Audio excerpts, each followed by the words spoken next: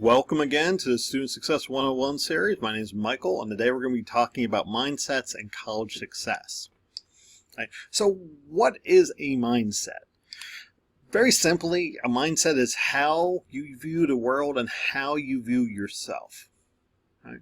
A very traditional classic model is a glass half full of water or half empty of water.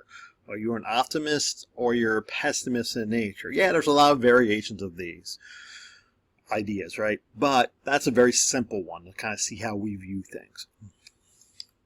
But mindsets in college are very challenging. It's very important you have the right ones. So success in college also means you're shifting your mindset. You might be changing it or reinforcing the correct mindset on a regular basis. All right. So remember, mindsets are how we see the world or how we see ourselves. And in college, you need to have a college mindset to be successful.